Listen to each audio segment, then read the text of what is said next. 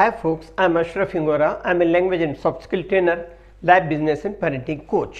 English breakfast with Ashraf में आज हम सारे रिश्तों के इंग्लिश वर्ड्स पार्ट 1 का अध्ययन करेंगे। अलग अलग पार्ट में है, ये 3 भागों में है।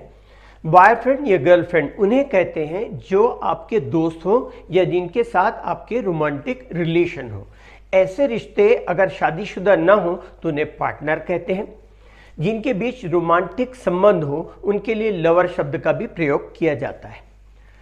लड़के और लड़की की सगाई होने पर वे एक दूसरे के मंगेतर कहलाते हैं। मंगेतर के लिए इंग्लिश में मेल के लिए फियांस तथा फीमेल के लिए फियांसी शब्दों का प्रयोग किया जाता है तथा शादीशुदा हस्बैंड वाइफ को कपल कहते हैं। Single parent, single mother, single father या लोन पेरेंट का प्रयोग उन माँ बाप के लिए किया जाता है जिनके बच्चे तो होते हैं लेकिन वे अपने हस्बैंड या वाइफ या पार्टनर के साथ में नहीं रहते। फॉर्मल या लीगल कॉन्टेक्स्ट या प्रसंग में हस्बैंड या वाइफ को स्पाउस कहते हैं। जब किसी औरत के हस्बैंड की मौत हो जाती है तो उस औरत को विधवा या विडो कहते हैं तथा जब किसी हस्बैंड की वाइफ की मौत हो जाती है तो उसके हस्बैंड को विधुर या विडोअर कहते हैं। जिसकी मौत हो चुकी हो उसके लिए लेट हस्बैंड या लेट वाइफ शब्दों का प्रयोग किया जाता है।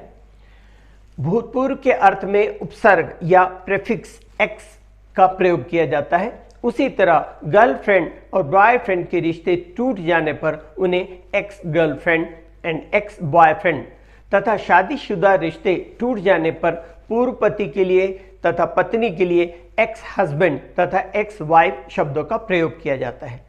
ऐसे रिश्तों के लिए शॉर्ट में एक्स का भी एक्स का भी प्रयोग किया जाता है। जब शादीशुदा लोग अलग होना चाहें तो एक दूसरे से तलाक लेना चाहते हो तो कानूनी प्रावधान के तहत एक निश्चित अवधि के लिए वे एक दूसरे से अलग रहने लगते हैं ताकि वे स्थायी रूप से या परमानेंटली अलग होना चाहते हैं या साथ रहना चाहते हैं ये तय कर लें। इसे ट्रायल सेपरेशन कहा जाता है। जब वे अलग होने का अंतिम फैसला ले लेते हैं और एक दूसरे से स्थायी रूप से अलग या परमानेंटली सेपरेट हो जाते हैं तो उसे तलाक या डिवोर्स कहते हैं। तलाकशुदा पति या पत्नी को डिवोर्सी कहते हैं। सौतेले रिश्ते के लिए अंग्रेजी में स्टेप शब्द का प्रयोग किया जाता है।